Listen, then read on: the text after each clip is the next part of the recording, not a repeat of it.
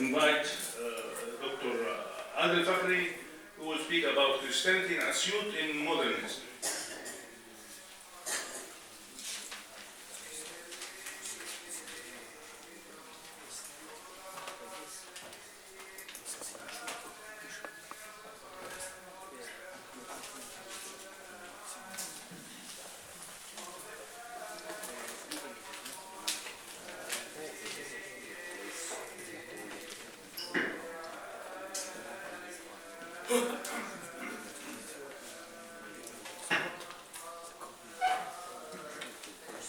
Assiut, Nicopolis, home of a Christian community, since at least as early as the great persecution of Diocletian at the beginning of 4th century.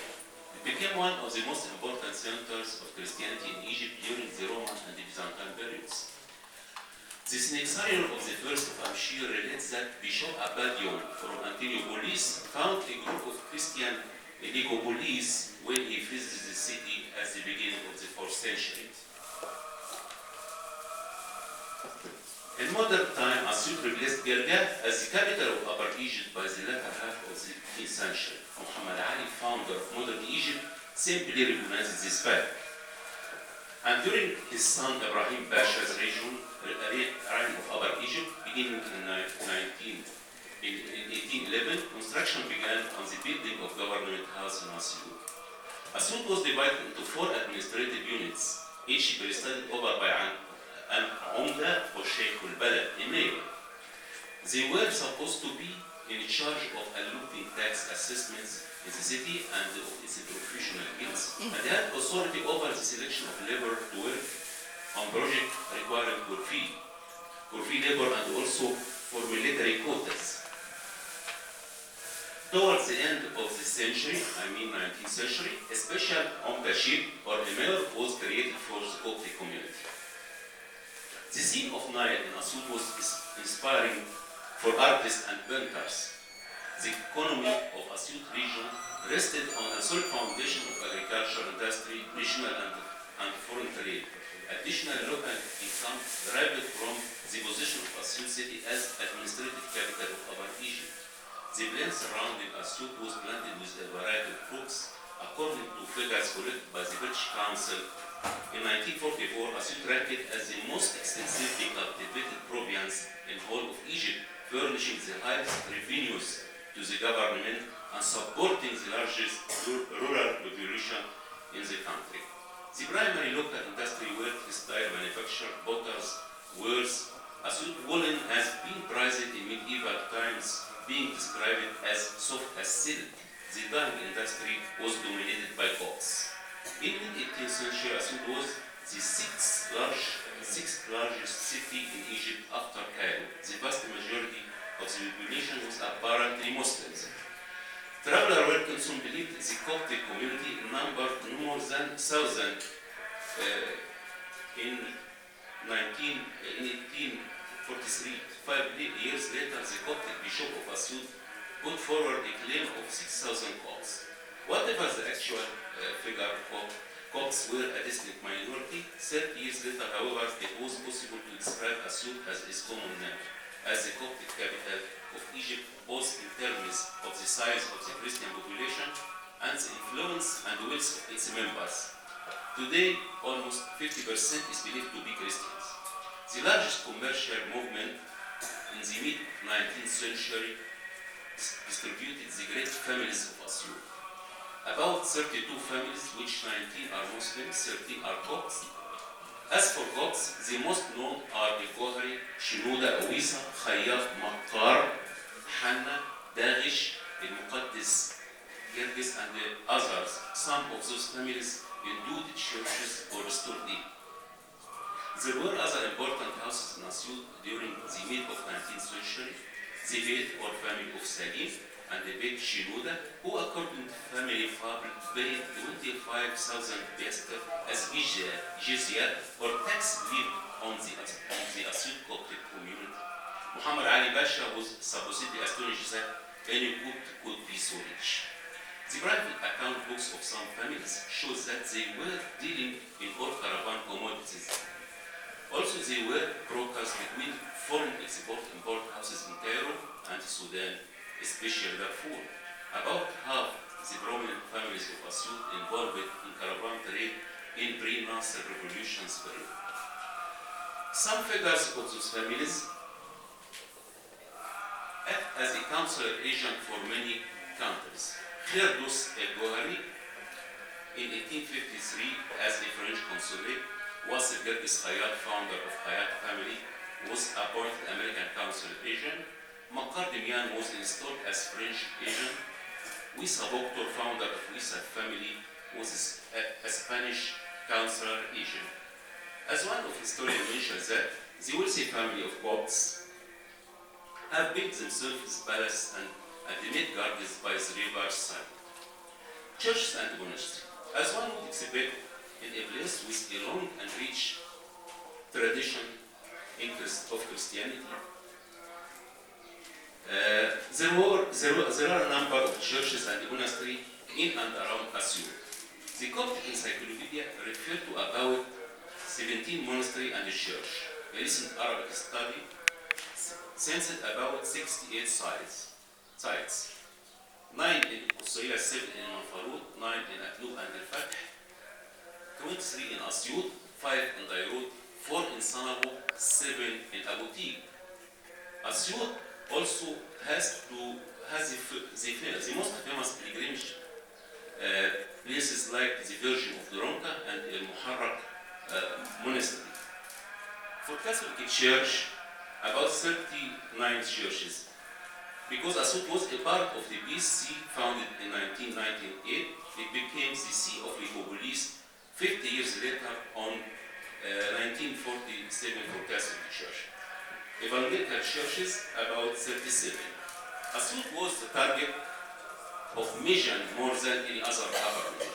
John Hook, Protestant missionary in Egypt from United Presbyterian Mission, reached Assiut in February 1865.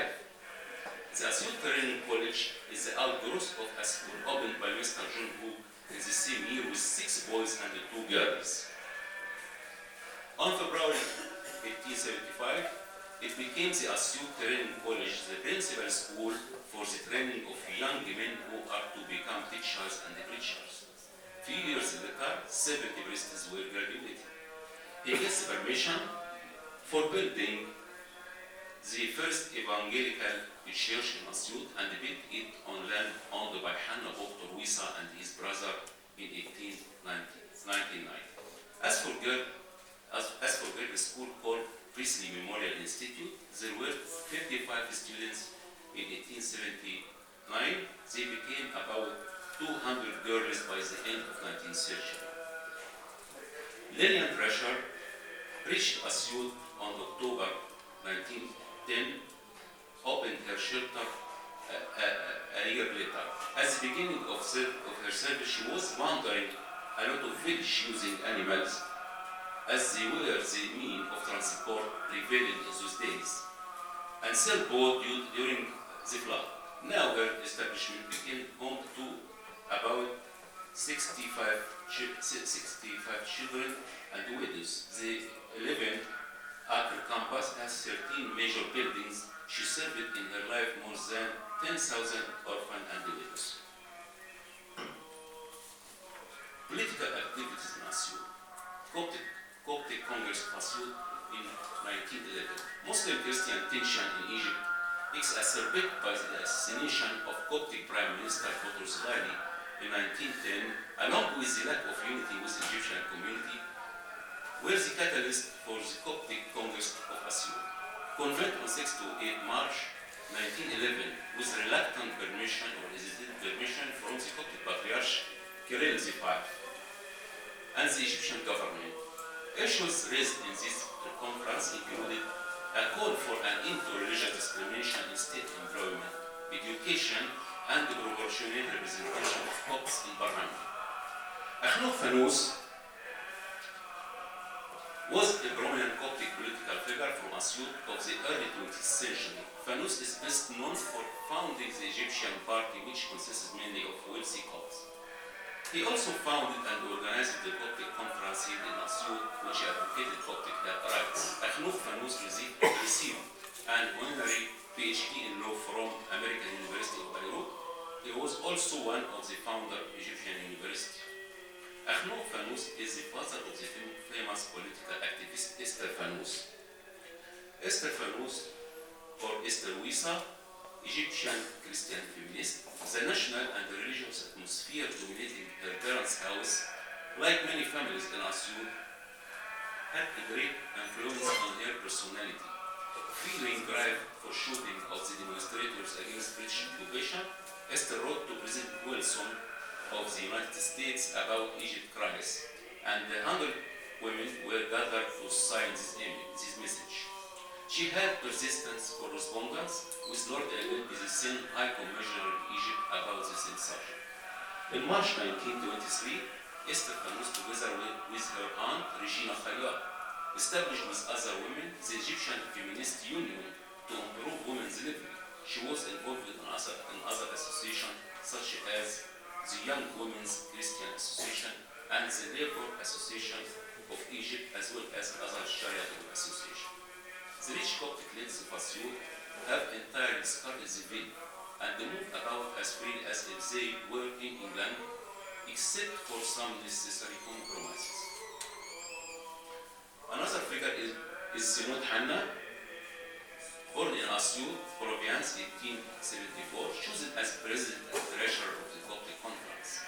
On 8 April 1919, Simon Hanna traveled with members of the delegation of the party to Paris struggle for independence. He also exiled to Seychelles Island with the same members by British assault. The Wafd Party led the greatest popular uprising against the British presence in 1919 revolution. In 1924, the first cabinet formed by the Wafd was that of Saad Zaghloul, sitting in the photo, called the People's Cabinet. For the first time in the history of Egyptian cabinets, it was made up of 10 ministers, of whom 2 were Copts. Saad Zaghloul had insisted on their appointment despite King Fuad's objections about this. Coptic press in Assiut. Many Coptic press issued in Assiut, among them Nuzha, published bi-monthly at Assiut by George Khayyat from 1866 to 1890, Assiut Weekly by Amin Khair al-Assiuti from 1930 to 1954, Book al-Qabasa, monthly from 1902, still being published. Assiut was and still represent an oxygen in the mind of many politicians. In this concern, we refer to Moualem Yaqub, financial commissioner, then the military leader in French campaign on Egypt by Bonaparte. Yaqub later on formed the Coptic Legion of 900 men in the region of Manqabat, Assiut. He promoted to the rank of Brigadier General. He headed an Egyptian delegation that left Europe with the French forces in August 1801. His plan was to create an Egyptian army and asked the assistance of European powers. His name came to known as the Project of the Independence of Egypt, as referred in Public Record Office of London in 2 documents, Foreign Office Record 78, Turkey Volume 33. A historian described his project saying, perhaps the first official project and the prayer for Egyptian independence in modern time. The same opposition appeared in an article published about the division of Egypt in the Middle East Media Research Institute, and the ex-president Anwar Sadat accused Pope Shenouda III of plotting to become the political as well as religious leader of the Copts, and claims that he set up a separatist Coptic state with Assiut as its capital. Finally, we can say that modern Assiut civilization is a result of different factors. Among them, its long Coptic heritage, social, political, economic aspects and geographical position in the middle of Egypt and Ethiopia.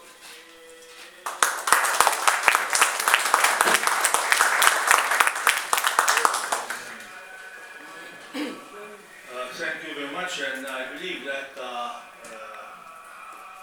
to include the modern history of Christianity here is also an important issue, as you have seen.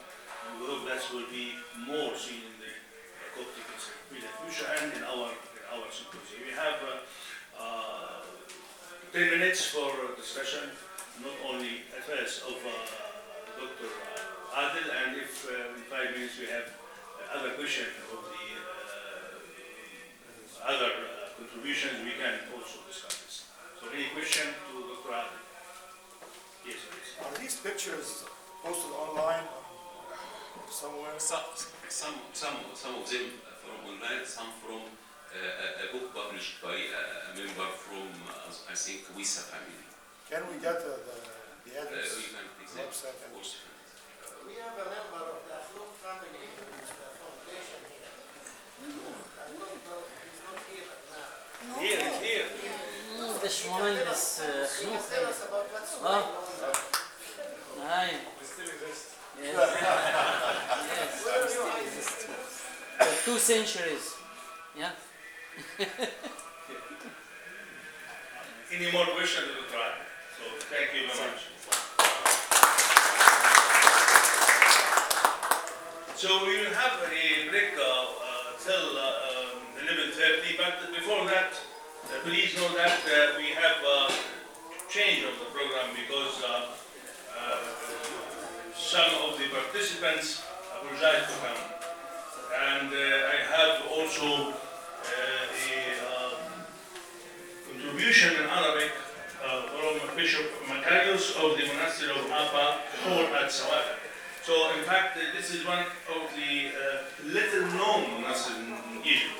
Not much written about this. So because the bishop is not here, he sent a priest representative. He gave this to us, and we will try to include it in the proceedings. I hope that we will find new material that might help. After 11:30, I would like that Gertrude Falloon and Elizabeth Oakley may prepare the